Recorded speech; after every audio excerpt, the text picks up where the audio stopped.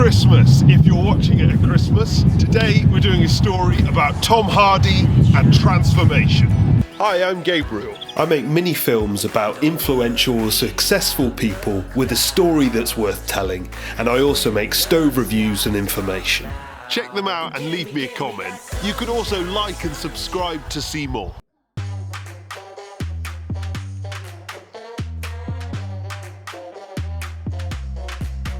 If you've ever been in a long-term relationship, you'll know that there are two types of argument. Ones that you can resolve and ones that you don't. No matter how reasonable and kind you are, there are always some ways in which two individuals are completely and fundamentally different, and no amount of talking it out will make you think like them. You might be able to understand or empathise with each other's points of view, but that doesn't change the fact that you disagree. These arguments can rumble on for years, even decades, because most of us change really, really slowly, if we change at all. But just occasionally, you come across someone who has changed themselves entirely. These are people who have managed to leave behind their old outlook and choices and reactions, and completely inhabit other ways instead. For a change like this, we normally use another word: transformation. Recently, I've been trying to transform my body. Tom Hardy's obviously famous for transformation. And when I started, I was 6'3", 40-inch belly, and 26 and a bit inch thighs, so I carried my weight all over. I was 112 kilos, and according to the NHS BMI, I was obese. I'm partway through now, and I've got myself into some shape, but we're going to push through until I achieve that thumbnail six-pack. Edward Thomas Hardy was born in London, Hammersmith in 1977 on the 15th of September. He was the only child to a painter and a comedy writer, and he lived a privileged life with an expensive education.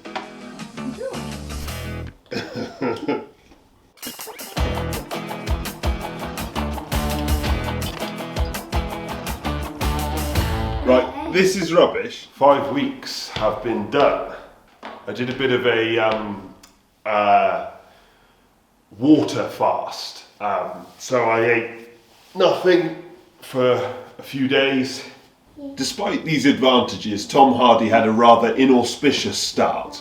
He discovered glue sniffing when somebody warned him off it as a teenager, and then went on to further drug and alcohol abuse. He then had some school expulsions and even arrest. Oh man.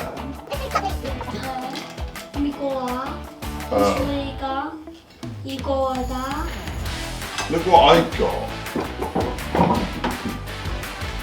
I get a shake. Is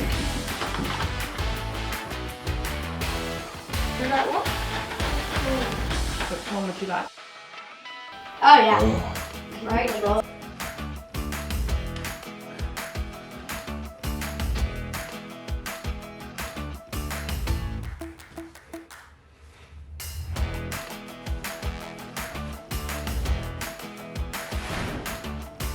Take 4.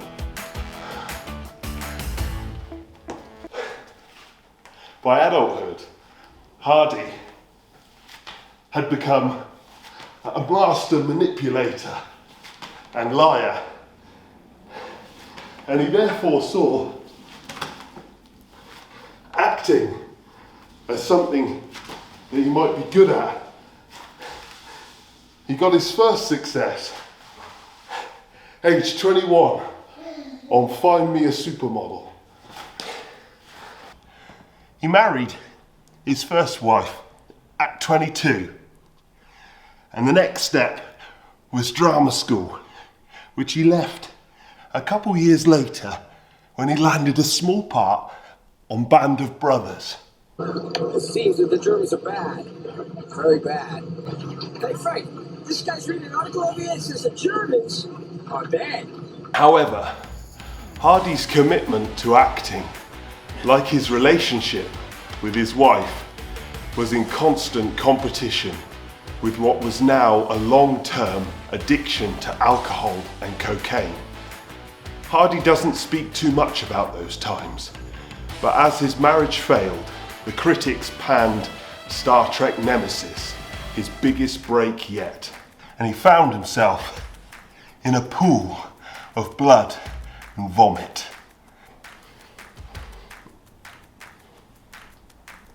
He reluctantly checked himself into rehab. And he recalls having every intention of checking himself out and going back to drinking as soon as the dust had settled.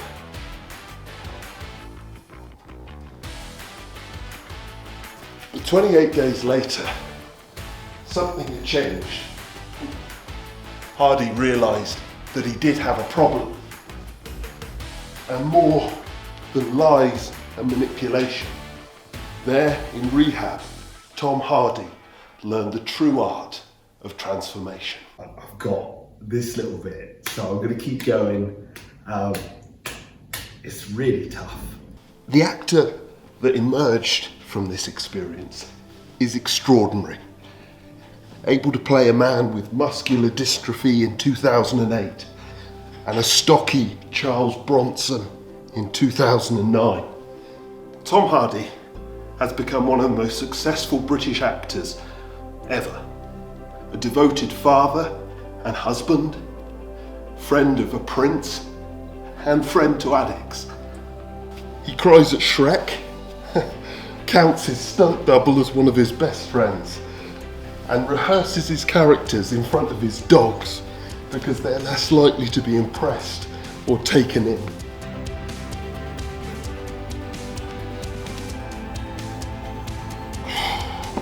It's important to always transform yourself if you can, Hardy says. Try and hide yourself as much as you can. That's the key to longevity.